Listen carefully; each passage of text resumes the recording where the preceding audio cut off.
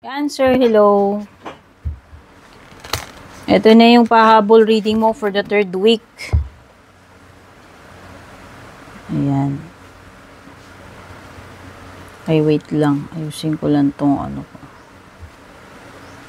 Wait lang ha, nalito na ako dun sa mga singsing.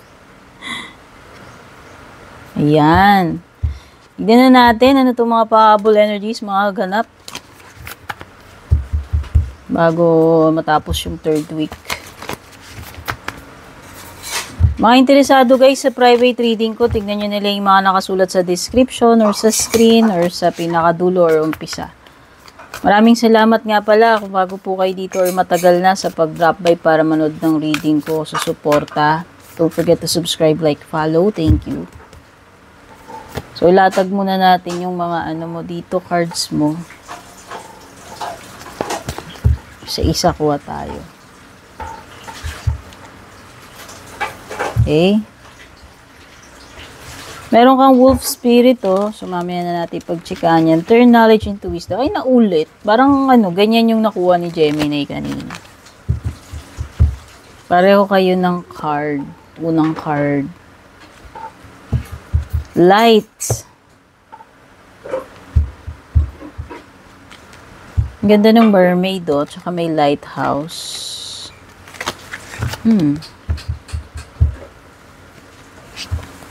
Mukhang mabibigyan ka na ng ano, ha? Clarity tungkol sa isang situation. Spilled milk. Oops.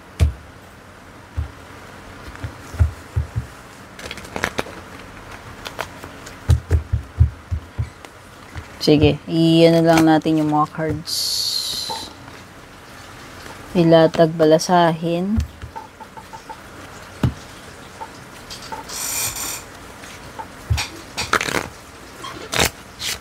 Oops. Hoy, mukhang may nagkakagusto kay Cancer. Sige, mamaya chichika natin yan.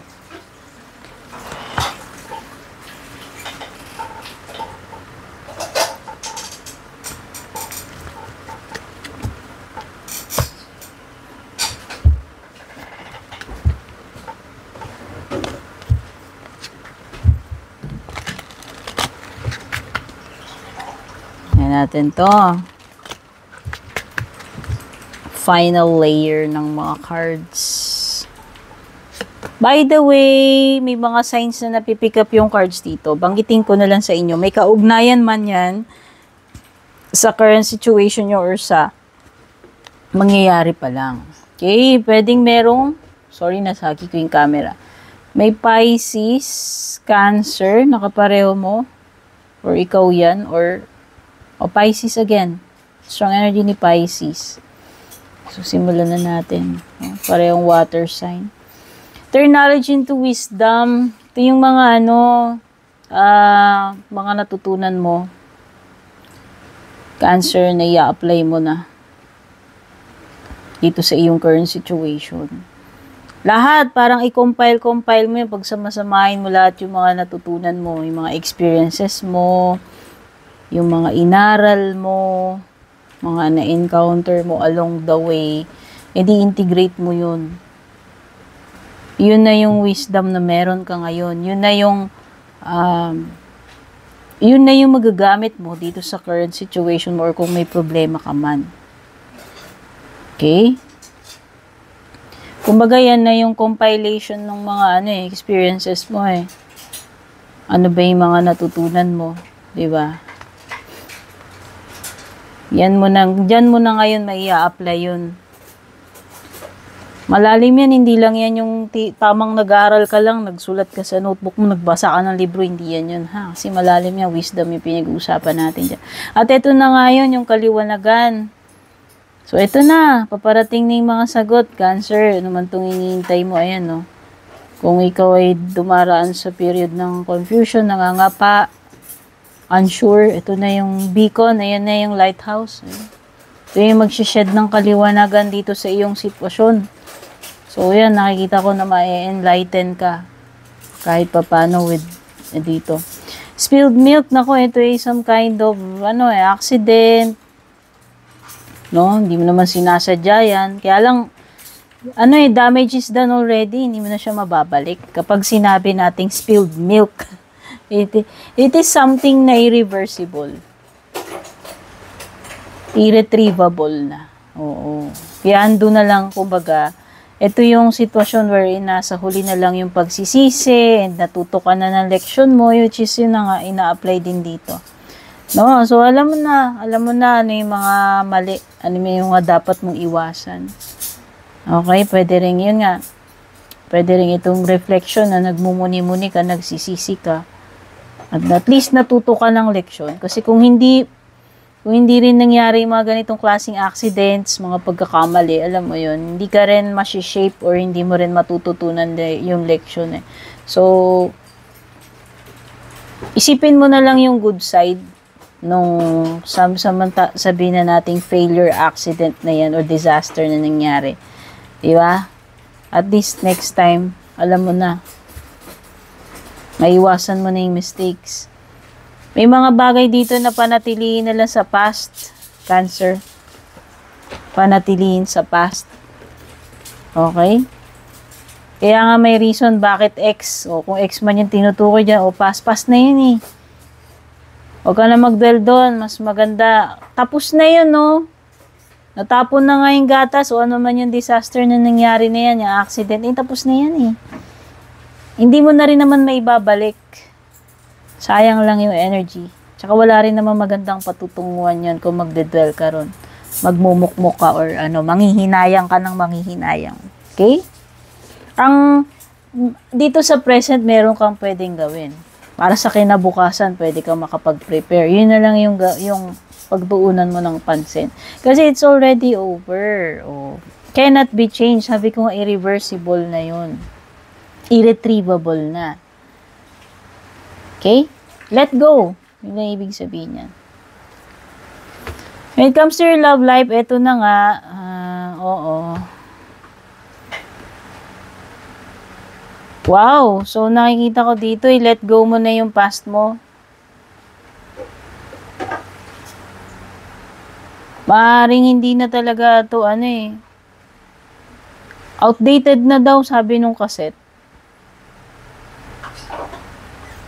Pero merong bagong person dito meron talaga dito nagkakagusto sa'yo at ito ay potential na mag-grow yung connection ninyo na romance is blooming. Merong magpo-flirt, magpaparamdam, gusto kang ilabas, yan. So may bago naman pala.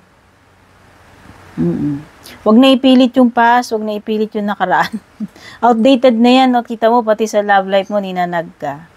O, diba? I cannot support your actions. It's too much for me to deal with. Hindi na talaga mag-work or nag-work yan eh. Huwag na ipilit. Yun lang yung nakikita kong sinasabi ng cards mo. O, either ikaw to or siya na nagsasabi niyan. Hindi, alam mo, hindi matagalan or hindi talaga matake. Ayan I cannot support your actions. Hindi na kayang i-maintain tong person na to, hindi na kayang i-keep yung relationship. Yun lang yun. Sabi kasi, too much for me to handle or deal with yan. Bahala ka na ko, ikaw ang nakakaramdam yan o siya. Ayan, ito na yon yung bagong person na nag-aagusto sa'yo, Knight of Wands. So, ayan magme-make na ng move yan. Magpaparamdam, aayain ka ng lumabas. Ito na yung bagong thrill, bagong adventure, bagong excitement, flirting, romance na sinasabi. Could be a fire sign. It could be a fire sign. Chariot is moving forward. Ano ba sabi dun? Don't cry over spilled milk. Let go. Move on. So, love life mo, ganun din. About the past person.